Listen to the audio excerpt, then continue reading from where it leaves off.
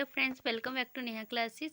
तो इस वीडियो में जो मेरे पास कमेंट्स आए थे, जो फिफ्थ क्लास के जो चैप्टर होते हैं क्या क्या हमें करवाना चाहिए।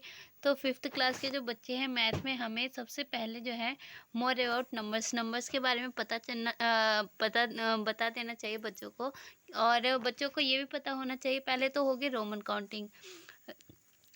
काउंटिंग आना चाहिए। फिर स्मॉलर नंबर, लार्जेस्ट नंबर, जैसे 2 डिजिट नंबर जो होते हैं, 2 digit smaller number, largest number, place value, उसको एक्सपेंडेड फॉर्म में करना, शॉर्ट फॉर्म में करना, ये सारे उनको आने चाहिए। फिर क्या है, arrange the number in ascending and descending order, numbers को असेंडिंग और डिसेंडिंग ऑर्डर में है उनको अरेंज करना भी उनको आना चाहिए। और हमारे रोमन काउंटिंग हो गई। अब जैसे जो नंबर होते हैं, नंबर को हिंदी और इंग्लिश दोनों में बच्चों को लिखना आना चाहिए।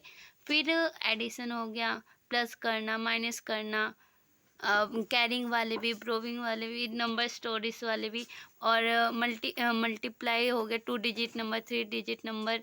और कुछ हमारे जो होते हैं नंबर स्टोरीज भी होते हैं, जैसे हमें ऐड करना है तो कुछ स्टोरी टाइप्स के होते हैं। जैसे राम के पास मान लो कि 34 हैं और श्याम के पास 34 है, तो टोटल कितनी हैं, ये ऐसे करके नंबर स्टोरीज बेस भी क्वेश्चन आते हैं। तो ये सब भी फिफ्थ क्लास में उनको आना चाहिए। फिर डिवीजन के हो गए, डिवीजन भी 2-3 डिजिट के नंबर के उनको आने चाहिए, नंबर स्टोरीज भी आनी चाहिए।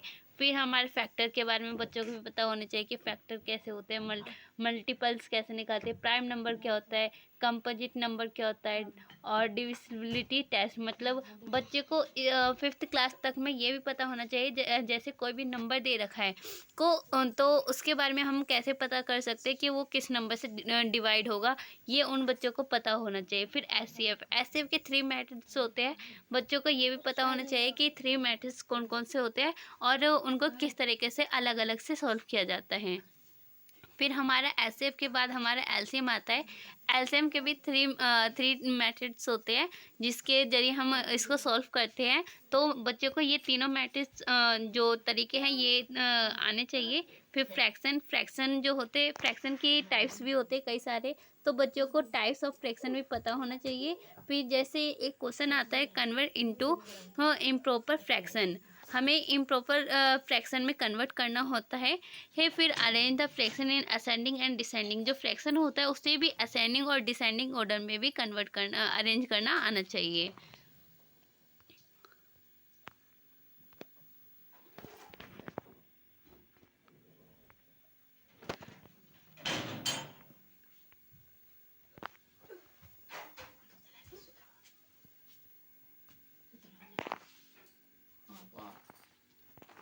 उसके बाद ये जो थर्ड पेज नंबर में देख रहे हो, अब हमारे फ्रैक्शन में क्या है, जैसे हमें फ्रैक्शन के बारे में पता चल गया।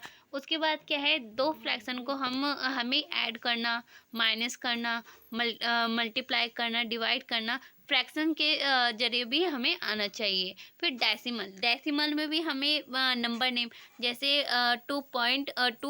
2.36 लिखा है तो उसको इंग्लिश में भी लिखना उनको आना चाहिए, एक्सपेंडेड फॉर्म में भी लिखना और शॉर्ट फॉर्म में भी लिखना आना चाहिए।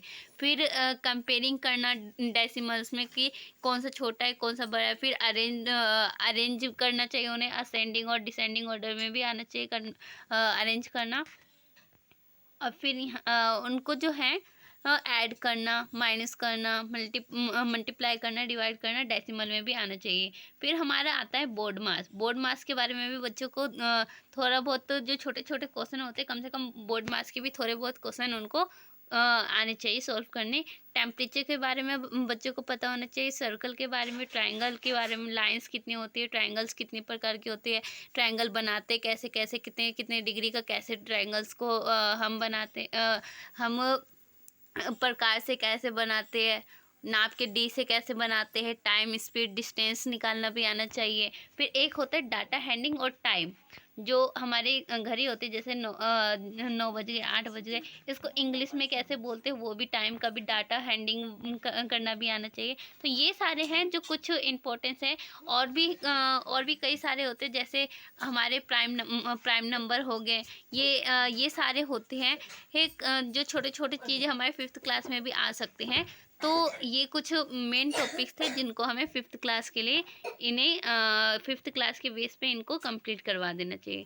तो मेरी वीडियो अच्छी लगी होगी तो शेयर करना एंड लाइक भी कर देना and subscribe my channel. Thank you watch my video.